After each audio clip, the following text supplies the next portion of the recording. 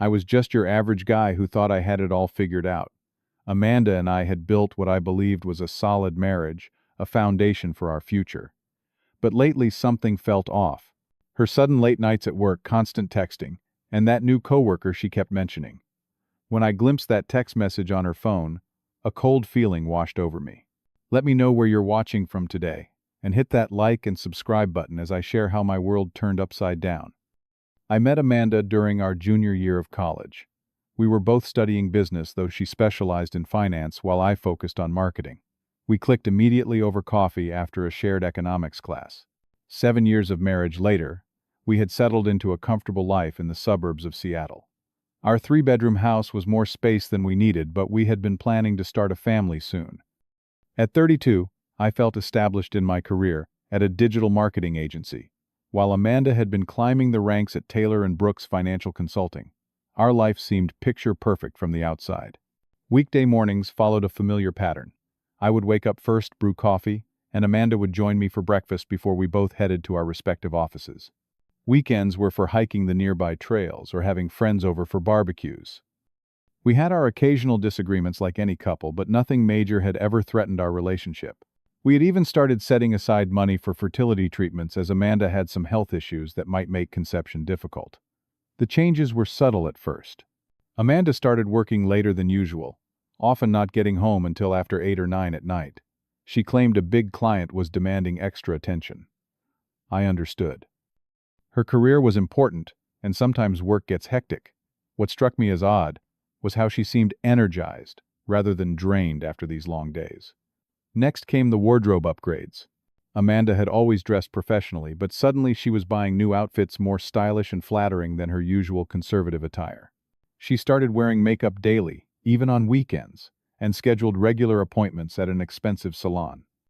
When I commented positively on the changes, she seemed pleased, but dismissive, saying she just wanted to step up her professional image. The phone became her constant companion. She would smile at text messages, sometimes laughing out loud, but when I asked what was funny, her answers were vague. Just work stuff, or "Sarah sent me a meme," became common responses. One morning, I noticed she had changed her phone password. When I mentioned I could not get into her phone to check the weather while mine was charging, she quickly provided the new code, but seemed annoyed at having to share it. Our intimacy started to wane. Amanda began going to bed after I was already asleep, claiming she needed to finish work emails. When we did have sex, it felt mechanical, lacking the emotional connection we once shared. I tried initiating conversations about it, but she attributed everything to work stress and assured me things would normalize once this intense project period ended. The first time I heard about James was during a casual dinner conversation. Amanda mentioned her firm had brought in a financial analyst from their New York office to help with a major client. "James has such an interesting approach to portfolio diversification," she said, her eyes lighting up as she described his credentials. In the following weeks, James appeared in more and more of her work stories. She would reference his opinions on economic trends or repeat jokes he had made during meetings. I finally met James at her company's summer gathering. He was about my height, but more athletic in build with the confident demeanor of someone who knew his worth. I watched from across the room as he and Amanda talked animatedly about something, their body language revealing a familiarity that seemed to transcend a normal professional relationship. They had inside jokes I was not privy to, and she laughed more freely with him than she had with me in recent months. My stomach tightened as I observed them, but I pushed the feeling aside. Amanda had always been friendly and engaging. This was probably just her building professional rapport with an important colleague. Yet the ride home that night was unusually quiet with Amanda, lost in thought, smiling occasionally at some private memory. The text that changed everything appeared innocently enough. Amanda was in the shower, and her phone left on the kitchen counter chimed with a message. I was in the middle of ordering takeout from our favorite Thai place, using her phone since mine was dead. The preview notification caught my eye. "Can't stop thinking about yesterday. Same time tomorrow." It was from James. When Amanda emerged from the shower, I asked her directly about it. "I saw a message from James on your phone. Is there something I should know?" Her reaction was immediate and defensive. "Are you spying on my conversations now?" "It was about a project deadline we met yesterday," she snapped, color rising in her cheeks. "I was not snooping. I was ordering dinner, and it popped up. I explained, taken aback by her intensity. Well, James and I work closely together. We are friends too. I did not realize that was a crime. Her voice dripped with sarcasm as she grabbed her phone and walked away. That night she was extra affectionate, apologizing for overreacting and explaining the pressure she was under at work. I wanted to believe her. I needed to believe her. So I did, but something had shifted, and the seed of doubt had been planted. As autumn approached, Amanda's unexplained absences became more frequent. There were client dinners that stretched late into the evening and weekend emergency work sessions that could not be rescheduled. I started paying more attention to the details, noticing inconsistencies in her stories. One Tuesday, she claimed to be working late on quarterly reports, but when I emptied her jacket pockets before doing laundry, I found a receipt from Belltown Bistro, a romantic restaurant downtown, time stamped 8:45 p.m. When I mentioned finding it, she claimed she had grabbed a quick dinner alone while working on her laptop. My friend Ryan called one Saturday afternoon, while Amanda was supposedly at the office catching up on work. "Hey, Mack, is Amanda with you?" he asked, confusion in his voice. When I told him she was working, he hesitated before continuing. "That is weird because Lisa and I just saw her at Capital Coffee with some guy. They looked pretty close." My heart sank as he described James perfectly, though he had never met him. I confronted Amanda when she returned home, but she had an explanation ready. She and James had taken a break from work to discuss a client proposal over coffee. Ryan and Lisa must have misinterpreted what they saw. I wanted to believe her, but doubt was growing stronger by the day. The evidence continued mounting. I noticed our cell phone bills showed hundreds of texts to one number, a number I later confirmed belonged to James. Credit card statements revealed charges for gifts I never received, including a $300 purchase at a men's luxury boutique. Each discovery felt like another small cut, painful, but not quite definitive enough to force a final confrontation. The toll on me was becoming visible. I lost 15 pounds in 6 weeks.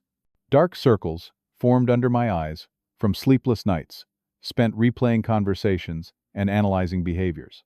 My performance at work suffered as I struggled to concentrate on projects. My boss, noticing the change, asked if everything was all right at home. I mumbled something about seasonal allergies. The worst part was the gaslighting.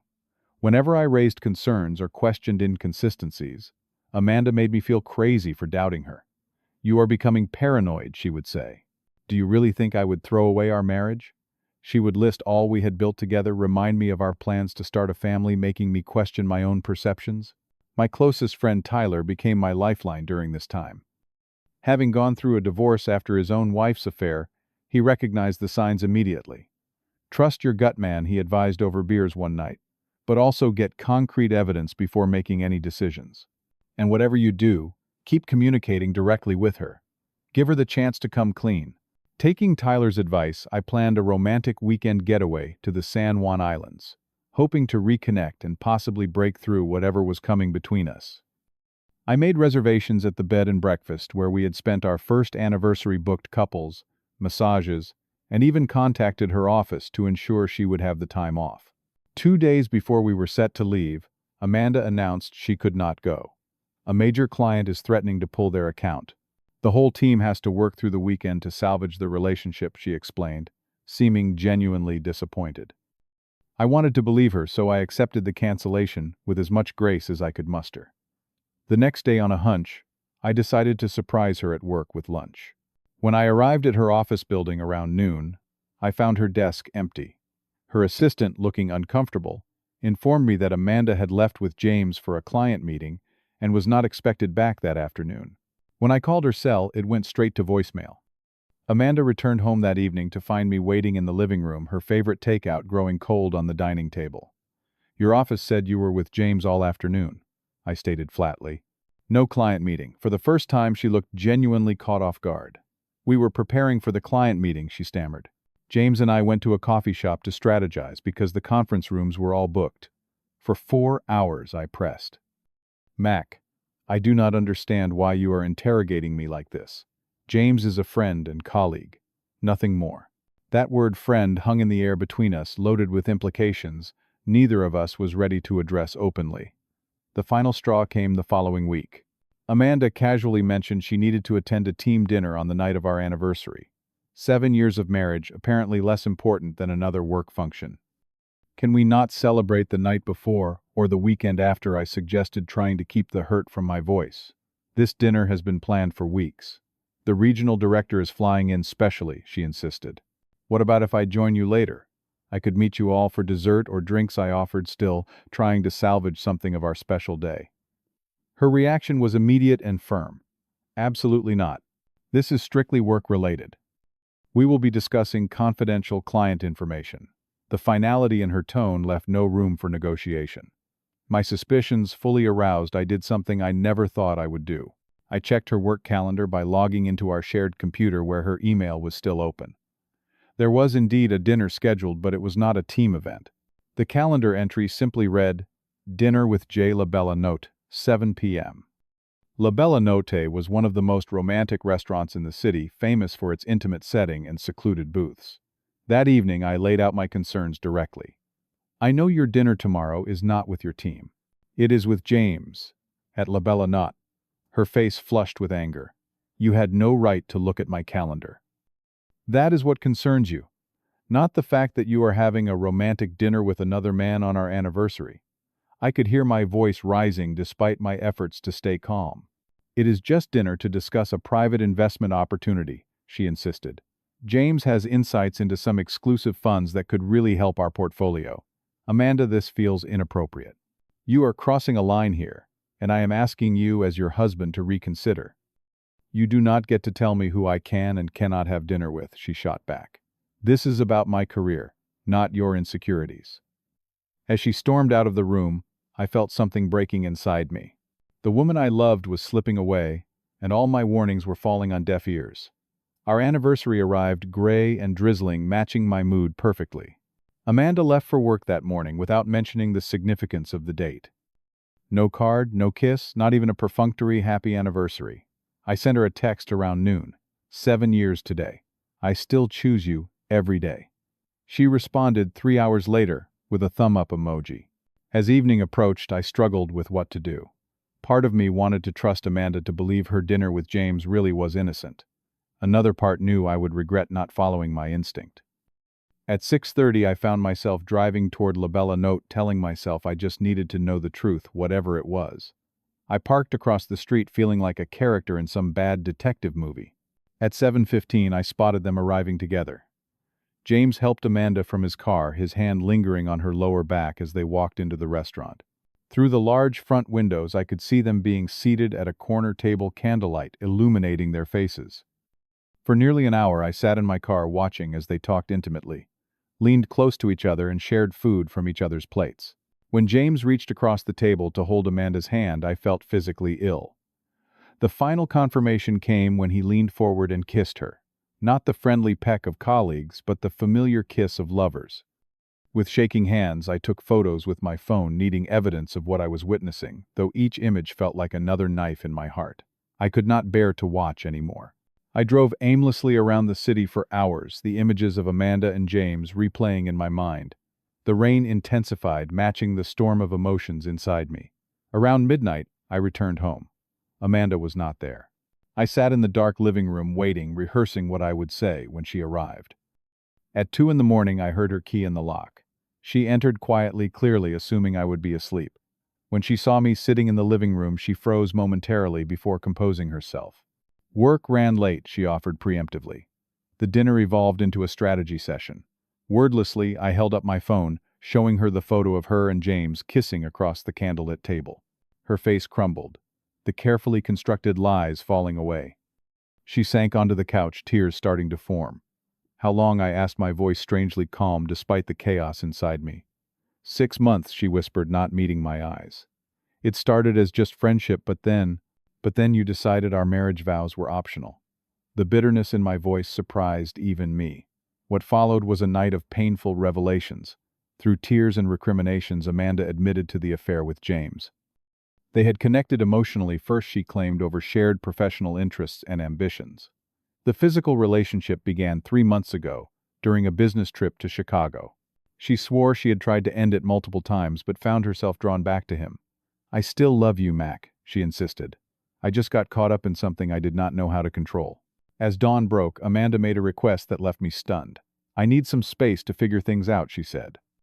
James has invited me to his cabin on Lake Chelan this weekend, just as friends to talk through things. I think I should go. I stared at her disbelief washing over me.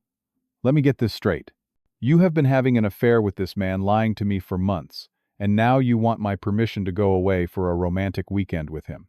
It is not like that, she protested. I need neutral ground to sort through my feelings. If you go on this trip, Amanda, we are done, I stated firmly. This is not a threat. It is simply a boundary. I will not be married to someone who openly disrespects our relationship this way. You are being controlling, she accused. This is exactly why I have felt so stifled. James gives me space to be myself. Setting boundaries is not controlling. It is self-respect, I replied, too exhausted to argue further. When I told Tyler about Amanda's planned weekend with James, he was incredulous. She actually asked that, after being caught red-handed, his support validated what I already knew, that her request crossed all reasonable boundaries of a marriage, even one in crisis. My parents and sister were equally shocked when I finally confided in them about what was happening. My sister Jane, always the protective one, offered to come stay with me for a few days. Whatever you decide, you should not be alone right now, she insisted. Despite all the warnings and the clear consequences I had outlined, Amanda began packing for the weekend on Friday morning. I watched from the doorway of our bedroom as she selected lingerie and casual clothes, placing them carefully in her overnight bag. Please reconsider what you are doing, I said softly. This choice will determine the future of our marriage. She paused briefly, then continued packing. It is just a few days to clear my head, Mack. You are making this a bigger deal than it needs to be. I will be back Sunday night, and we can talk then. You are ignoring every red flag, Amanda. This man does not care about your marriage. He is not your friend. And this trip is not innocent. You do not know him like I do, she replied defensively. He understands me. As she wheeled her suitcase toward the door that afternoon, I felt a strange sense of calm replace the turmoil of the past weeks. I will not be here when you return, I said simply. She hesitated at the threshold, perhaps finally realizing the gravity of her choice. For a moment I thought she might reconsider. Instead, she squared her shoulders and walked out the door, closing firmly behind her. The moment Amanda's car pulled away from our house, I sprang into action. Years of indecision and confusion crystallized into clear purpose. First, I called a lawyer. My brother-in-law had recommended securing an emergency consultation that same afternoon. The attorney Gabriela Martinez listened to my story with professional detachment before outlining my options. Document everything, she advised. Timestamps on photos, text messages, credit card statements, anything that establishes the timeline of the affair. Washington is a no-fault state, but evidence of infidelity can sometimes impact property division. I spent that evening gathering evidence, taking screenshots of suspicious text exchanges, organizing credit card statements, showing dinners and gifts, and writing a detailed account of events while they were fresh in my memory. It felt empowering to take concrete steps rather than drowning in emotional turmoil. Next, I contacted our bank and credit card companies. While I did not empty our joint accounts, I did move half of our shared savings into a new account in only my name. I froze our joint credit cards to prevent any large purchases while we sorted out the separation. These were protective measures, not punitive ones. Saturday morning, I called our landlord explaining the situation in brief, neutral terms. Since both our names were on the lease, I could not legally change the locks without permission. Fortunately, he was understanding and sent a locksmith that afternoon to rekey the doors. I arranged for Amanda's belongings to be packed carefully and stored in the garage where she could access them. Throughout this process, my support system proved invaluable. Tyler helped me move furniture and pack Amanda's things. Jane brought groceries and cooked meals I barely touched but appreciated nonetheless. My parents called daily, offering both practical advice and emotional comfort without judgment. When Sunday evening arrived, I positioned myself by the window, watching for Amanda's return. Her car pulled into the driveway around 7, her expression shifting from relaxed to confused when her key no longer worked in the front door. I opened it, standing firmly in the threshold. "What is going on?" she demanded, trying to push past me into the house. "As I told you before you left, this marriage is over," I stated calmly. "Your belongings are packed in the garage. My lawyer will contact you tomorrow to begin divorce proceedings. The color drained from her face. You cannot be serious. We need to talk about this. We talked for months, Amanda. You lied for months.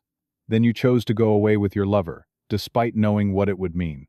There is nothing left to discuss except the logistics of our separation. Her shock quickly turned to anger, then desperation as the reality of the situation sank in. Mack, please, I made a mistake. The weekend was awful. James and I fought the whole time. I realized how much I love you, how much I want our marriage to work. Your belongings are in the garage.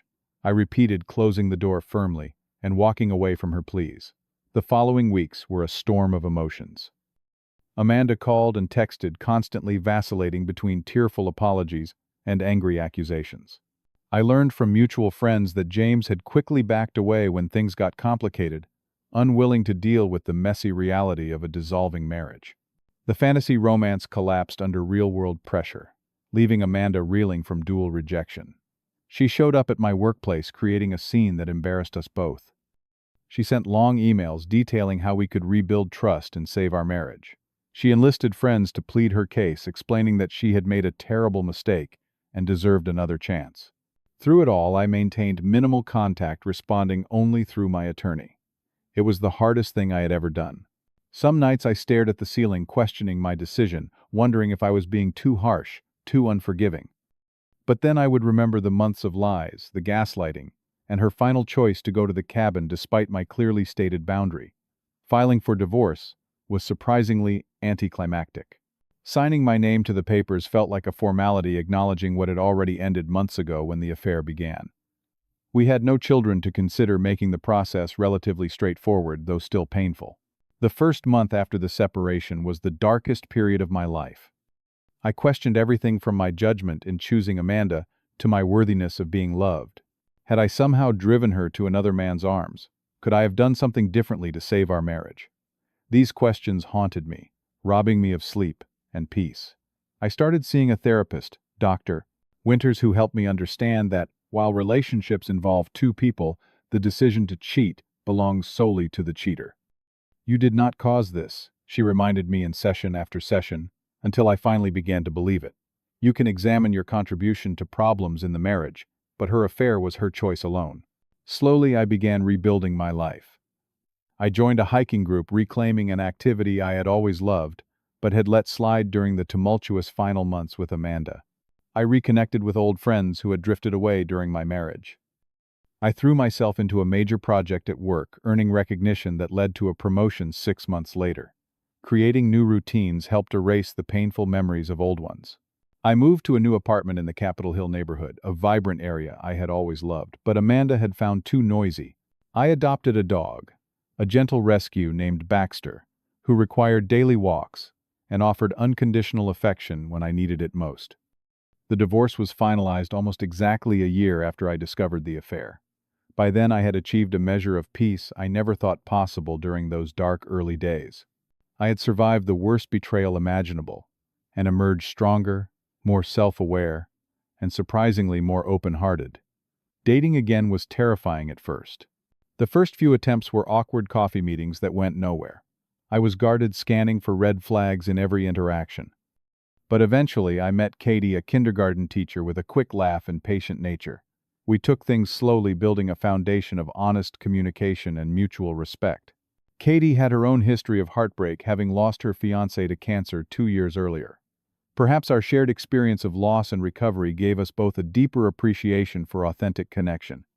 With her, I learned that vulnerability is not weakness, but courage, that trust can be rebuilt with the right person. Now, looking back from the perspective of 3 years beyond the divorce, I can honestly say I am grateful for the painful journey. Not because I would wish such betrayal on anyone, but because it forced me to confront weaknesses in myself I might otherwise never have addressed.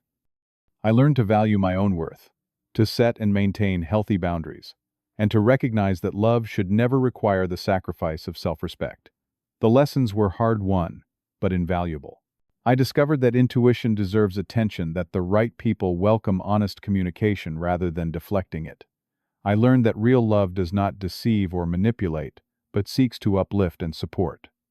Most importantly, I found a reservoir of strength within myself, that I never knew existed until I was forced to draw from it. Looking back, I also recognize warning signs I missed or ignored. The gradual emotional withdrawal, the defensive reactions to innocent questions, the increasing secrecy. These were all signals I rationalized away because I did not want to face what they might mean. I share my story now not to villainize Amanda, but to help others recognize these patterns before they cause irreparable damage.